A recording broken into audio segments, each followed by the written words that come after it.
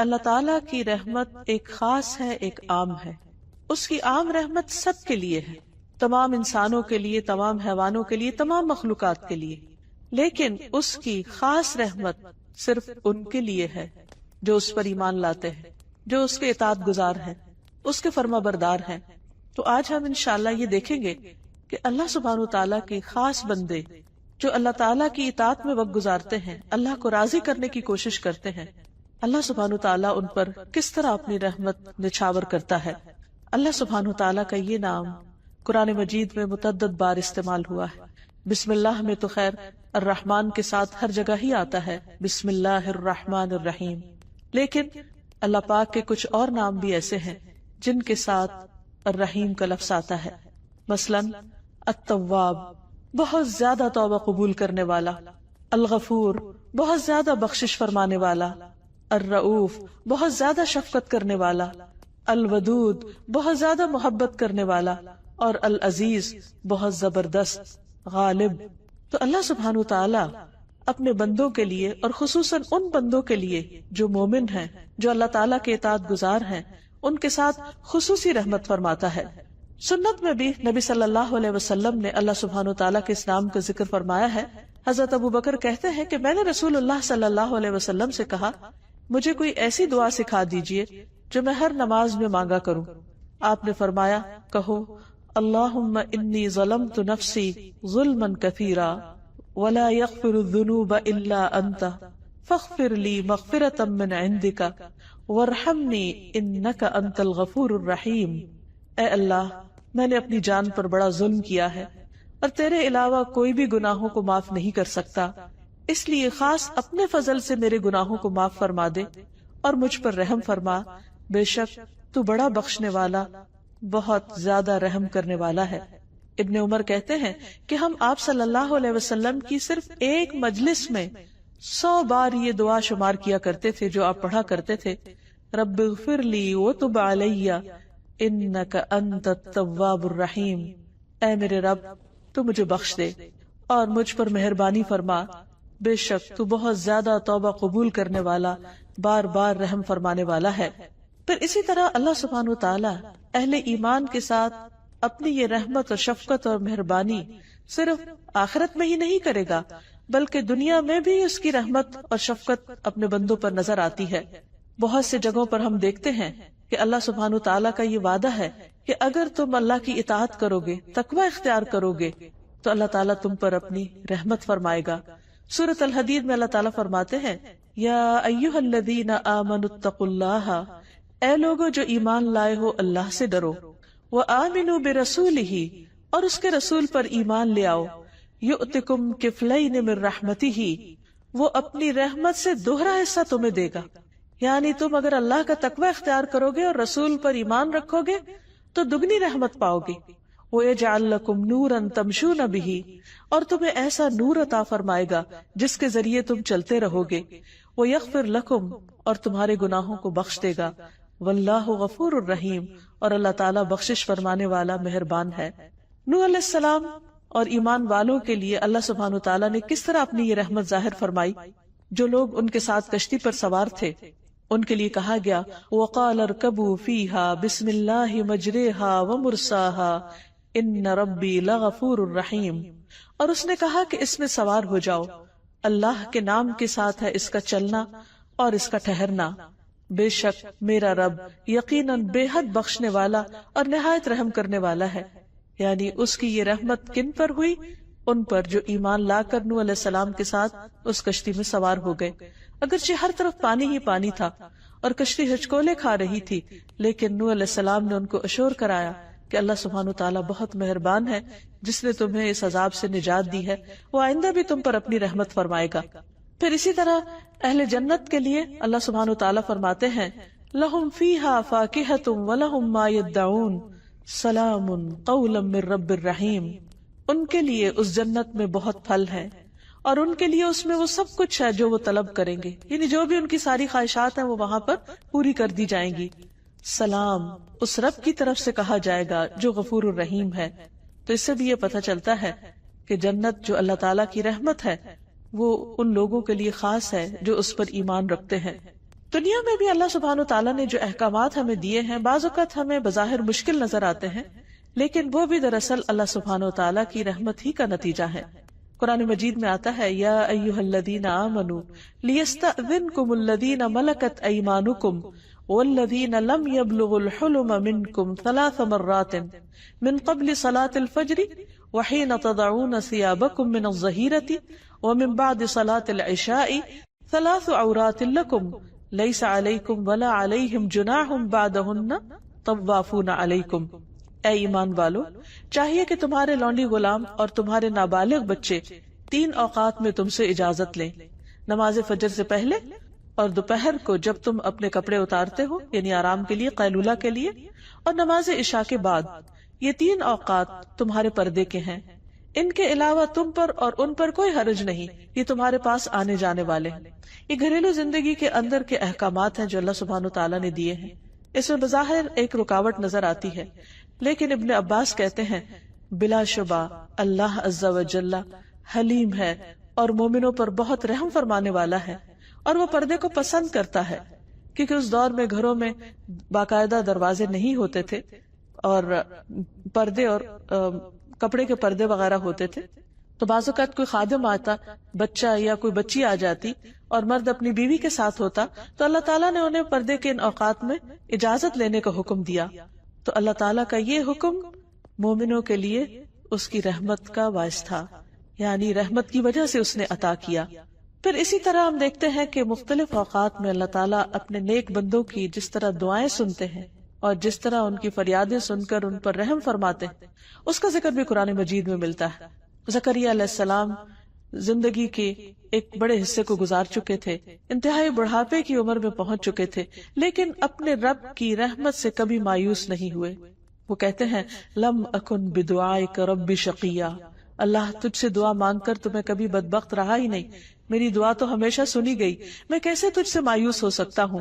اسی لیے سورۃ مریم میں آتا ہے ذکر رحمت ربک عبدہ زکریا اذ نادى ربه نداء خفيا قال رب انی وهن العظم منی واشتعل الرأس شیبا ولم اکن بدعائک رب شقیا۔ رب کی اپنے بندے زکریا پر رحمت کا ذکر ہے، جب اس نے اپنے پروردگار کو چپ کے پکارا اور کہا اے میرے رب، یقیناً میں ہوں کہ میری ہڈیاں کمزور ہو گئیں اور سر بڑھاپے سے شعلے مارنے لگا، یعنی بالکل سفید ہو چکا ہے، اور اے میرے رب میں تجھے پکارنے میں کبھی بھی محروم نہیں ہوا، یعنی تو نے ہمیشہ مجھ پر رحمت کی۔ اور واقعی جب انہوں نے رب کی رحمت کو پکارا تو اللہ سبحانہ وتعالیٰ نے اس بڑھاپے میں، جبکہ وہ خود بھی بوڑھے تھے اور ان کی بیوی بھی بانجھ ہو چکی تھی، ان کی دعا سنی اور انہیں یحییٰ علیہ السلام جیسی اولاد دی، جس کا نام بھی اللہ سبحانہ وتعالیٰ نے خود رکھا۔ پھر اسی طرح بعض اوقات اہل ایمان پر دنیا میں امتحان آتے ہیں، آزمائشیں آتی ہیں، تو لوگ عموماً یہ کہتے ہیں کہ پھر رب کی رحمت تو نہ ہوئی، لیکن حقیقت یہ ہے کہ بعض امتحان اور بعض مشکلات بھی انسان کے لیے رحمت ہوتے ہیں۔ اللہ سبحانہ وتعالیٰ قرآن مجید میں فرماتے ان مع العسر یسرا فإن مع العسر یسرا، بے شک تنگی کے ساتھ آسانی، بس یقیناً تنگی کے ساتھ آسانی بھی ہے۔ یعنی اگر کبھی ایمان کے باوجود، نیک کام کرنے کے باوجود، دعاؤں کے باوجود حالات مشکل ہو، زندگی میں تکلیف ہو، پریشانی ہو، تو بھی کبھی یہ نہیں سوچنا چاہیے کہ ہمارا رب ہم سے ناراض ہے یا وہ دعا نہیں سنتا یا اس سے کسی بھی قسم کا ایسا کوئی گلہ شکوہ نہ ہو، کیونکہ کسی بھی چیز میں تاخیر یہ بھی اللہ کے اذن سے ہوتی۔ اللہ ہر حال میں اپنے بندوں پر مہربان ہے، ہم نہیں جانتے، ہم تو ظاہری چیزوں کو دیکھ کر فیصلے کرتے ہیں، لیکن وہ مہربان رب جانتا ہے کہ مجھے اپنے بندے کو کس وقت کس نعمت سے نوازنا ہے، کون سی نعمت اسے کب ملے گی تو وہ حقیقت میں شکر گزار ہوگا، اور کون سی نعمت اس کے اندر فرما برداری کی بجائے نافرمانی بھی لا سکتی ہے۔ اس لیے وہ اپنے بندے کو کچھ چیزوں سے روک کر رکھتا ہے، اور اس روکنے میں ہی بندے کے لیے فائدہ اور بھلائی ہوتی ہے۔ اصل بات یہ ہے کہ انسان اپنے رب پر اعتماد کرتے ہوئے، اس کے فیصلوں پر یقین کرتے ہوئے اور اس کی رحمت کو محسوس کرتے ہوئے اس پر پورا ٹرسٹ رکھے اور اس کے فیصلوں کو دل سے قبول کر لے، کیونکہ اس کے یہ فیصلے بھی رحمت پر ہی مبنی ہے۔ نبی صلی اللہ علیہ وسلم کی اہلیہ حضرت عائشہ کہتی ہے میں نے رسول اللہ صلی اللہ علیہ وسلم سے طاعون کے بارے میں پوچھا، پلیگ بیماری ہے۔ آپ نے فرمائی ایک عذاب ہے، اللہ تعالیٰ جس پر چاہتا ہے بھیجتا ہے، لیکن بعض اوقات اس بیماری کا شکار مسلمان بھی ہو جاتے ہیں. تو پھر کیا وہ لوگ جو ایمان کی حالت میں ہیں یا وہ لوگ جو اچھے کام کر رہے ہیں، اگر وہ اس بیماری کا شکار ہو جائے تو کیا ان پر بھی عذاب آ گیا؟ نہیں. فرمایا بے شک اللہ نے اس کو مومنوں کے لیے باعث رحمت بنایا ہے. وہ کس طرح؟ وہ اس طرح کہ اگر کوئی طاعون کی بیماری میں فوت ہو جاتا ہے تو وہ شہادت کا مرتبہ پاتا ہے، اور شہید کا درجہ اور رتبہ تو سب کو معلوم ہے. ایک اور روایت میں آتا ہے رسول اللہ صلی اللہ علیہ وسلم نے فرمایا جب زمین میں برائی عام ہو جائے گی تو اللہ تعالیٰ اہل زمین پر اپنا عذاب نازل فرما دے گا. اگر ان میں نیک لوگ ہوئے تو جو لوگوں کو پہنچا وہ ان کو بھی پہنچے گا، کیونکہ بعض اوقات ایسی چیزیں آ جاتی ہیں، کوئی طوفان آ جاتے ہیں، آندھی آ جاتی ہے، زلزلے آ جاتے ہیں، اس میں نیک و بد سبھی پس جاتے ہیں. تو ایسی صورت میں اگر وہ کسی قوم پر عذاب بھی ہو تو اس کے اندر پائے جانے والے اہل ایمان کے لیے وہ چیز بھی رحمت بن جاتی ہے. فرمایا پھر وہ اللہ کی رحمت کی طرف لوٹ آئیں گے، یعنی وہ اللہ سے اس حال میں جا ملیں گے کہ اللہ تعالیٰ ان سے راضی ہوگا اور وہ آخرت میں اللہ کی رحمت کو پالیں گے.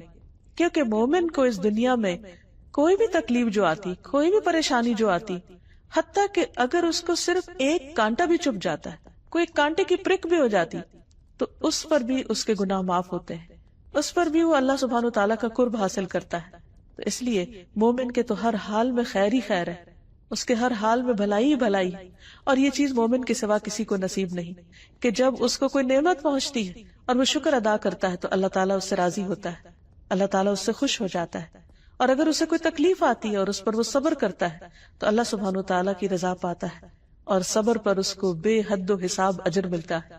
اس لیے اگر آپ اچھے اچھے کام کر رہے ہو، اللہ کی عبادت میں بھی کمی نہ کرتے ہو، صدقہ خیرات بھی کرتے ہو، اور بھی نیکی کے کاموں میں بڑھ چڑھ کر حصہ لیتے ہو، اور ان سب کاموں کے کرنے کے باوجود اگر پھر حالات تنگ ہو جائے، فقر و فاقہ آ جائے یا کسی اور طرح کی آزمائش آ جائے، تو کبھی بھی شیطان یہ وسوسہ دل میں ڈالنے میں کامیاب نہ ہو کہ تمہارا رب تم پر ناراض ہے اور وہ تم پر اپنی رحمت کبھی بھی نہیں بھیجے گا یا کبھی تمہاری دعا قبول نہیں ہوگی. نہیں، بندہ مومن کے لیے اس دنیا میں ہر چیز رحمت ہی رحمت ہے، کبھی اچھی شکل میں اور کبھی تکلیف دہ شکل میں، کیونکہ بعض تکلیفیں انسان کو اللہ سبحانہ وتعالیٰ سے اور زیادہ قریب کر دیتی. ایک روایت سے یہ پتہ چلتا ہے کہ بندے کے لیے اللہ سبحانہ وتعالیٰ نے ایک خاص مقام اور درجہ رکھا ہوتا ہے اپنے ہاں. جب اللہ تعالیٰ دیکھتا ہے کہ بندہ صرف اپنے عمل کی بنا پر اس درجے کو نہیں پہنچ پا رہا تو وہ اس پر کوئی امتحان بھیج دیتا ہے، کوئی تکلیف بھیج دیتا ہے، اور جب وہ اس پر صبر کرتا ہے تو اس صبر کی وجہ سے وہ اس بلند منزل کو بہت تیزی سے پہنچ جاتا ہے. تو بعض اوقات ہم سوچتے ہیں کہ ہم تو اچھے کام کر رہے تھے، پھر ہم پر یہ مصیبت کیوں آئی، پھر ہماری یہ مشکل کیوں کھڑی ہوئی. اس وقت بندے کو سمجھ نہیں آتی، لیکن بندے کی سمجھ تو معمولی ہے، کمزور ہے، بندے کو ہر بات سمجھ آ ہی نہیں سکتی. اللہ سبحانہ وتعالیٰ کا علم کامل ہے، اور اللہ کے علاوہ ساری مخلوق کا علم تو ایک قطرے کے برابر بھی نہیں. اس لیے ہمیں ایسی باتیں کیسے سمجھ آئیں گی کہ کوئی تکلیف ہم پر کیوں آئی ہے. لیکن اللہ سبحانہ وتعالیٰ اپنے بندوں پر ہر حال میں مہربان ہے، اور وہ تکلیف کے ذریعے بھی دراصل بندے پر رحم کر رہا ہوتا ہے. پھر اسی طرح بعض اوقات انسان کے ایمان کا امتحان ہو جاتا ہے، اور ایسے حالات پیش آتے ہیں کہ انسان کو اپنی زبان سے وہ بات کہنی پڑ جاتی ہے جو اس کا دل نہیں کہہ رہا ہوتا، یا بعض اوقات کسی ایسی سچویشن میں ہوتا ہے کہ وہ اللہ کی اطاعت کرنا چاہتا ہے لیکن وہ نہیں کر رہا ہوتا، نہیں کر پاتا باوجود کوشش کے. تو ایسی صورت میں بھی اللہ سبحانہ وتعالیٰ اس پر ناراض نہیں ہوتا. مثلا اسلام سے پہلے دور جاہلیت میں مدینہ میں بعض لوگ لونڈیوں سے کوہبہ گری کا کام کرواتے تھے، یعنی پروسٹیٹیوشن عام تھی. اسلام نے اس کو روکنے کی پوری کوشش کی اور اس کو حرام قرار دیا، اور بہت سے لوگوں کو اس عذاب سے نجات بھی دلائی. اس کے باوجود بعض لوگ جو مسلمان نہیں تھے وہ اس غلط کام میں ملوث تھے. تو اللہ سبحانہ وتعالیٰ نے ان عورتوں کے لیے خاص طور پر فرمایا وَمَن يُكْرِهُنَّ فَإِنَّ اللَّهَ مِن بَعْدِ إِكْرَاهِهِنَّ غَفُورٌ رَحِيمٌ، کہ وہ عورتیں اگر مجبور کر دی گئی ہیں، وہ خود اسے ناپسند کرتی ہیں لیکن ساتھ مجبور ہے کہ ان کی کوئی سے نہیں، وہ غلام ہیں، ان کی کوئی آزادی نہیں، وہ خود کچھ نہیں کر سکتی. تو اللہ سبحانہ وتعالیٰ ان مجبور لونڈیوں کے لیے غفور الرحیم ہے، کیونکہ اللہ سے بڑھ کر کون جانتا ہے کہ اس کا کوئی بندہ کس حال میں ہے، وہ کتنی سٹرگل کر رہا ہے، کتنی کوشش کر رہا ہے.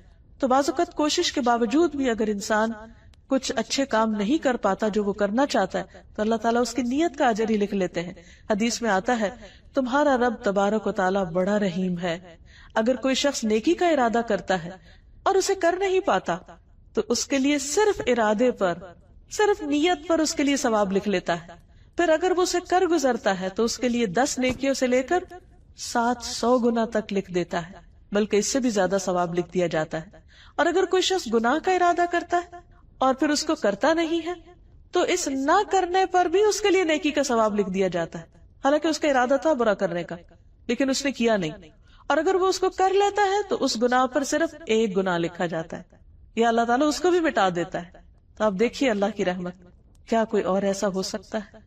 ہل تعلم لہ سمیہ، کوئی بھی ایسا مہربان نہیں ہو سکتا کہ جو صرف انسان کی اچھی نیت اور اچھے ارادے پر اس کو اجر دینے والا ہو، یا اگر کوئی اپنا برا ارادہ بدل لے تو اس پر بھی شاباش دینے والا ہو.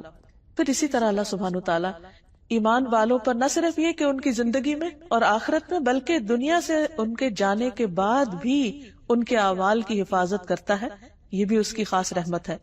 مثلا نبی صلی اللہ علیہ وسلم جب مدینہ تشریف لائے تو 16-17 ماہ تک تقریباً بیت المقدس کی طرف منہ کر کے نماز پڑھتے رہے. اس کے بعد تحویل قبلہ کا حکم ہوا، خانہ کعبہ کی طرف رخ کرنے کا. تو ایسے میں وہ لوگ جو اس دوران فوت ہو گئے تھے اور انہوں نے پہلے ہی قبلے کو یعنی قبلہ اول کو ہی اپنا قبلہ بنا رکھا تھا، تو ان کے دل میں یہ خیال پیدا ہوا باقی لوگوں کے کہ کہیں ان کی نمازیں ضائع تو نہیں ہو گئی. تو اس پر اللہ سبحانہ تعالیٰ نے فرمایا کہ اللہ ایسا نہیں کہ تمہارے ایمان ضائع کر دے، بے شک اللہ اپنے بندوں پر بڑی شفقت کرنے والا اور بڑا رحیم ہے. وہ تو بندے کا دل دیکھتا ہے کہ اس کے اندر کیا شوق ہے، کیا ارادہ ہے، وہ خود کیا کرنا چاہتا ہے. تو اگر ایک بندہ خود نیکی کا ارادہ کرتا ہے اور اچھی نیت کے ساتھ کوئی اچھا کام کرتا ہے لیکن اس کی سمجھ میں بات درست نہیں ہوتی وہ، تو بھی اللہ تعالیٰ اس پر اس کو اجر دے دیتا ہے. پھر ایمان والوں کی اولاد پر اللہ تعالیٰ رحمت کرتا ہے. سورۃ کہف میں ایک بہت خوبصورت واقعہ ملتا ہے جس میں موسیٰ علیہ السلام خضر علیہ السلام سے ملاقات کرنے کے لیے جاتے ہیں. پھر خضر علیہ السلام ان کو کچھ سکھانے کے لیے کشتی میں سوار ہوتے ہیں اور مختلف جگہوں کا ٹور کرتے ہیں. اس دوران وہ ایک بستی میں جاتے ہیں، وہاں سے کھانا مانگتے لیکن انہیں کھانا نہیں ملتا. راستے میں وہ دیکھتے ہیں چلتے ہوئے کہ ایک دیوار گرنے لگی ہے تو وہ اس کو تعمیر کر دیتے ہیں. موسیٰ علیہ السلام بہت حیران ہوتے ہیں کہ جس بستی والوں نے آپ کو کھانا نہیں دیا آپ ان کی دیوار تعمیر کر رہے ہیں. تو اس پر بعد میں جب انہوں نے اس کی وجہ بتائی فرمایا کہ وَأَمَّا الْجِدَارُ فَكَانَ لِغُلَامَيْنِ يَتِيمَيْنِ فِي الْمَدِينَةِ وَكَانَ تَحْتَهُ كَنْزٌ لَهُمَا وَكَانَ أَبُوهُمَا صَالِحًا فَأَرَادَ رَبُّكَ أَن يَبْلُغَا أَشُدَّهُمَا وَيَسْتَخْرِجَا كَنْزَهُمَا رَحْمَةً مِّن رَّبِّكَ.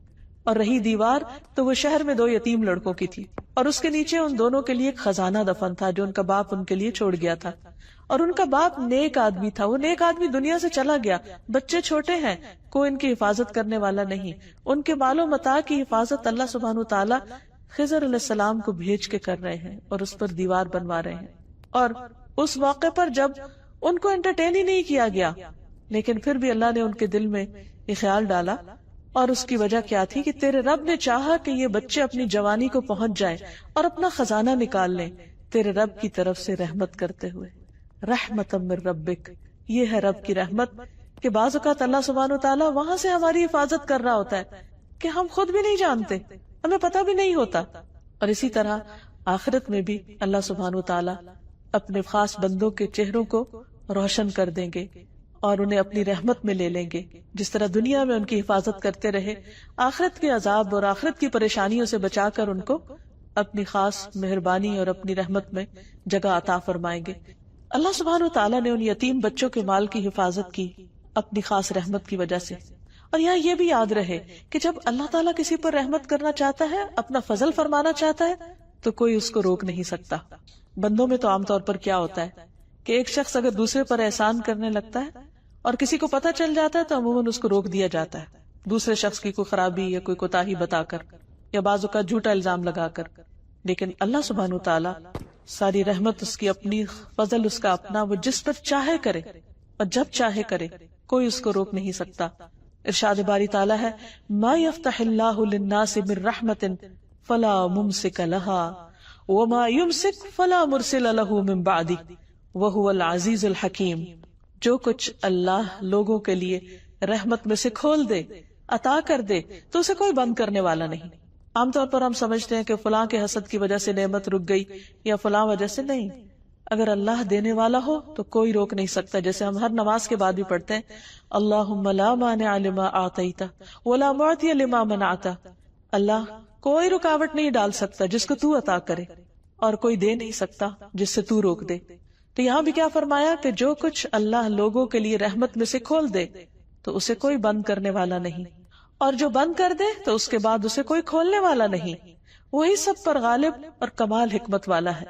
اس لیے ہمیشہ ہمیں اللہ کا فضل مانگتے رہنا چاہیے، اس کی رحمت کو پکارتے رہنا چاہیے.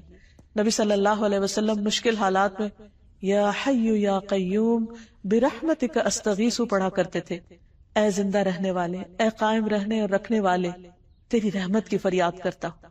کیونکہ ہمارے پاس وہ نیک عمل نہیں ہے، ہمارے اندر تو وہ خوبی نہیں ہے کہ جس کی بنا پر اللہ سبحانہ وتعالی رحم فرمائے. ہاں، ہم اللہ سبحانہ وتعالی سے اس کا خاص فضل مانگتے ہیں کہ وہ اپنی جناب سے رحمت عطا کر دے. پھر بندہ مومن جب دنیا سے جانے لگتا ہے تو اس وقت اس کی روح نکالنے کے لیے بھی اللہ تعالیٰ رحمت کے فرشتے بھیجتے ہیں جو اس کے ساتھ مہربانی کا معاملہ کرتے ہیں اور خوشبودار کفن میں اس کو روح لپیٹ کر لے جاتے ہیں. تو آئیے یہاں ہم دیکھتے ہیں کہ اللہ سبحانہ وتعالیٰ کی رحمت پانے کے اسباب کیا ہیں. ہمیں کیا کرنا چاہیے کہ اللہ سبحانہ وتعالیٰ ہم پر اپنی رحمت فرمائے. سب سے پہلی چیز تو اللہ پر ایمان لانا ہے، اس کی اطاعت کرنا ہے، اس کا تقوی اختیار کرنا ہے. لیکن اعمال میں سب سے پہلا عمل جو اللہ سبحانہ وتعالیٰ کی رحمت کا باعث بنتا ہے وہ نماز ہے. رسول اللہ صلی اللہ علیہ وسلم نے فرمایا جب تم میں سے کوئی شخص نماز کے لیے کھڑا ہوتا ہے تو رحمت الہی اس کی طرف متوجہ ہوتی ہے، یعنی وہ اللہ کی خاص رحمت میں ہوتا ہے. لہٰذا اسے ادھر ادھر کنکریوں سے نہیں کھیلنا چاہیے، یعنی اسے بھی اللہ کی طرف متوجہ رہنا چاہیے کیونکہ اللہ تعالیٰ اس پر توجہ فرما رہے ہیں. پھر اسی طرح اللہ اور اس کے رسول صلی اللہ علیہ وسلم کی اطاعت یہ رحمت کا باعث بنتی ہے. سورۃ آل عمران میں فرمایا وَأَطِیعُوا اللَّهَ وَالرَّسُولَ لَعَلَّکُمْ تُرْحَمُونَ، اور اللہ اور اس کے رسول کا حکم مانو تاکہ تم پر رحم کیا جائے. اسی طرح قرآن مجید کی تعلیمات کی پیروی کرنا یہ بھی اللہ سبحانہ تعالیٰ کی رحمت کا ذریعہ ہے. سورۃ الانعام میں فرمایا وَهَذَا كِتَابٌ أَنزَلْنَاهُ مُبَارَكٌ فَاتَّبِعُوهُ وَاتَّقُوا لَعَلَّكُمْ تُرْحَمُونَ، اور یہ ایک کتاب ہے جسے ہم نے نازل کیا ہے، بڑی برکت والی ہے، بہت مبارک ہے، بس اس کی پیروی کرو، اس کتاب کو فالو کرو اور تقوی اختیار کرو تاکہ تم پہ رحم کیا جائے.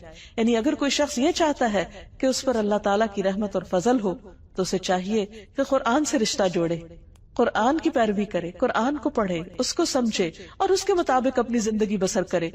پھر اسی طرح ایک اور جگہ پر آتا ہے وَاكْتُبْ لَنَا فِي هَذِهِ الدُّنْيَا حَسَنَةً وَفِي الْآخِرَةِ إِنَّا هُدْنَا إِلَيْكَ قَالَ عَذَابِي أُصِيبُ بِهِ مَنْ أَشَاءُ وَرَحْمَتِي وَسِعَتْ كُلَّ شَيْءٍ فَسَأَكْتُبُهَا لِلَّذِينَ يَتَّقُونَ وَيُؤْتُونَ الزَّكَاةَ وَالَّذِينَ هُمْ بِآيَاتِنَا يُؤْمِنُونَ.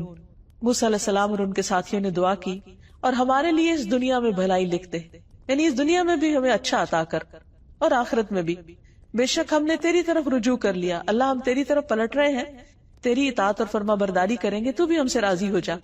تو اللہ تعالیٰ نے کیا فرمایا میرا عذاب میں اسے پہنچاتا ہوں جسے چاہتا ہوں، اور میری رحمت نے ہر چیز کو گھیر رکھا ہے، سو میں اسے ان لوگوں کے لیے ضرور لکھ دوں گا اپنی رحمت کو جو تقوی اختیار کریں گے اور جو زکوٰۃ دیں گے. یہاں اللہ سبحانہ تعالیٰ نے زکوٰۃ کا ذکر خاص طور پر کیا، نماز کا ذکر یہاں نہیں ہے. تقوی کے بعد زکوٰۃ کا ذکر ہے.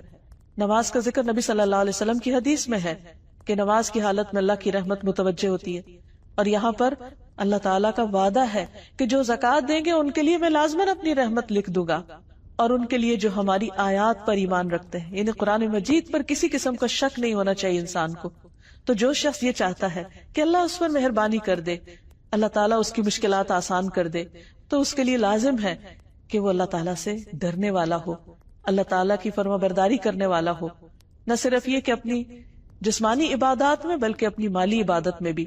پھر اسی طرح قرآن مجید کو خاموشی سے سننے پر بھی رحمت کا وعدہ ہے. فرمایا وَإِذَا قُرِئَ الْقُرْآنُ فَاسْتَمِعُوا لَهُ وَأَنصِتُوا لَعَلَّكُمْ تُرْحَمُونَ، اور جب قرآن پڑھا جائے تو اسے غور سے سنو اور خاموش رہو شاید کہ تم پر رحم کیا جائے. یعنی قرآن مجید اتنی معزز کتاب ہے، اللہ تعالیٰ کا کلام ہے، اللہ تعالیٰ کا فرمان ہے، لہذا جو اس پر توجہ کرے گا، جو اس کو امپورٹنس دے گا، وہ بھی اللہ سبحانہ تعالیٰ کی خاص رحمت میں ہوگا۔ پھر اسی طرح استغفار یعنی اپنے گناہوں کی معافی مانگنا۔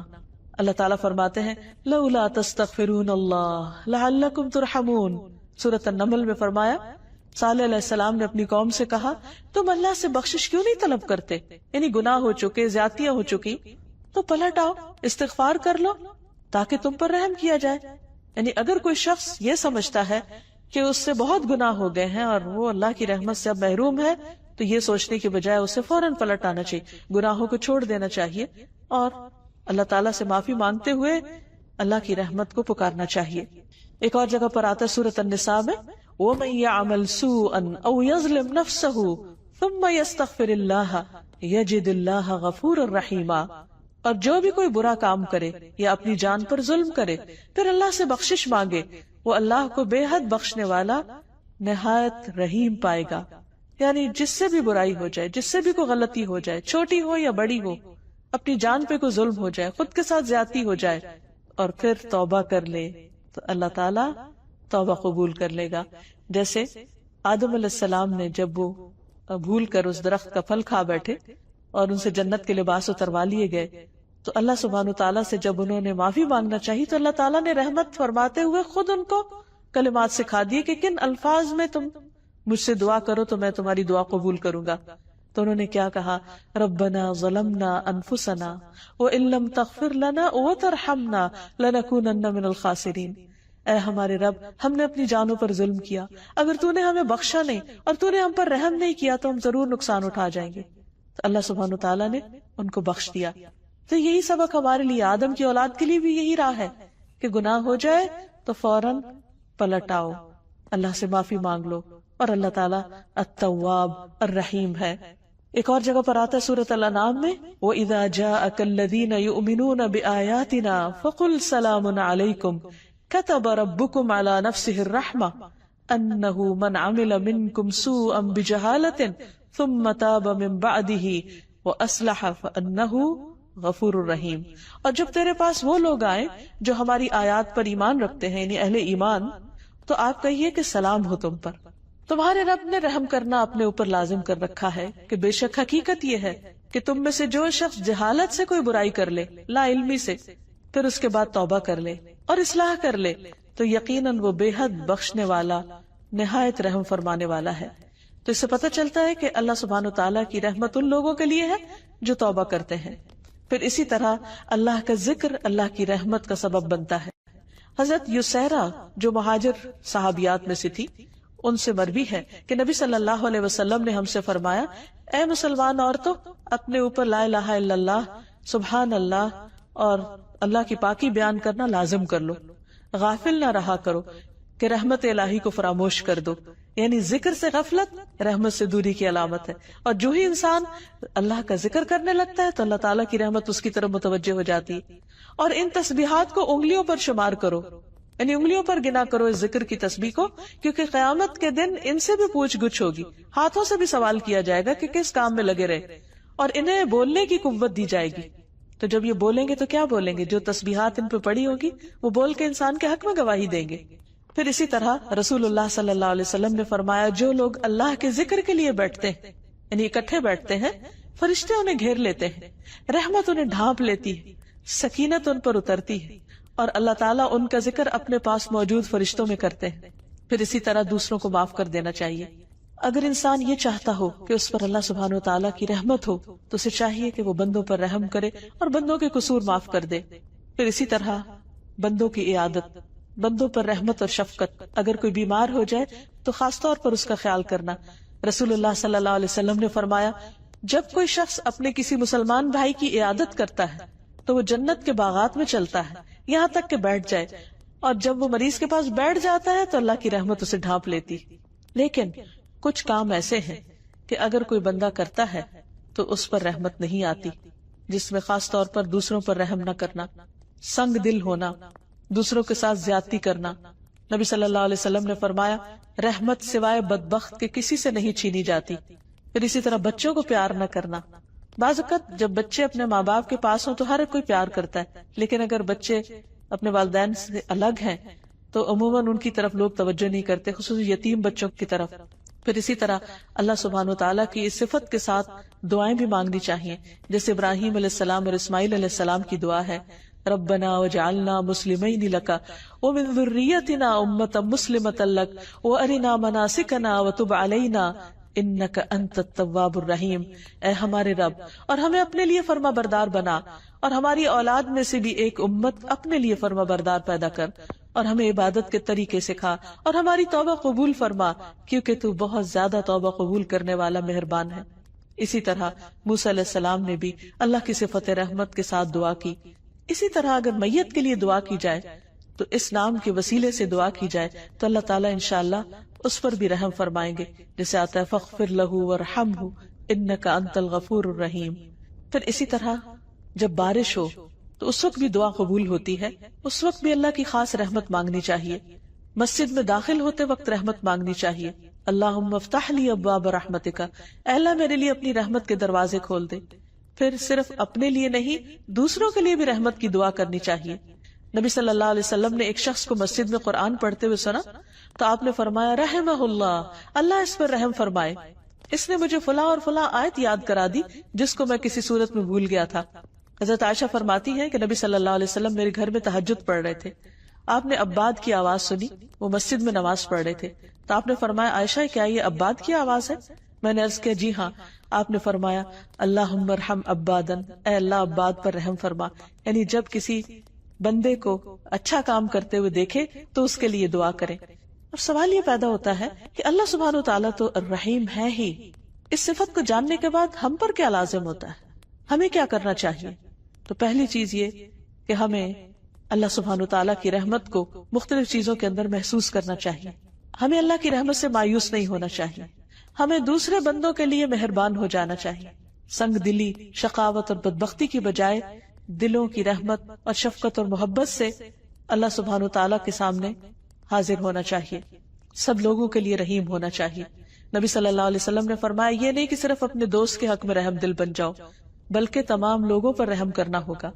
نبی صلی اللہ علیہ وسلم نے خود کو فرمایا کہ انا نبی الرحمہ، میں نبی رحمت ہوں۔ اللہ تعالیٰ آپ کے بارے میں فرماتے وما ارسلناک الا رحمۃ للعالمین، ہم نے آپ کو جہان والوں کے لیے رحمت بنا کر بھیجا۔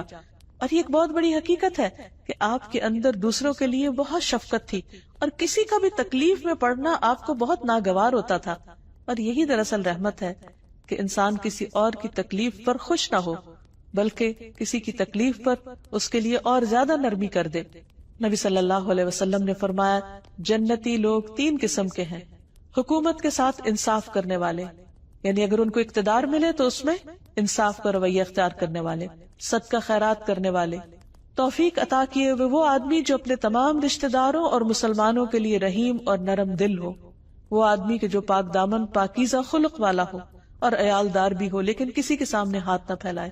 تو اللہ تعالیٰ سے دعا ہے کہ وہ ہم پر رحمت فرمائے اور ہمارے دلوں میں اپنی مخلوق کے لیے رحم ڈال دے۔ وآخر دعوانا ان الحمد للہ رب العالمین۔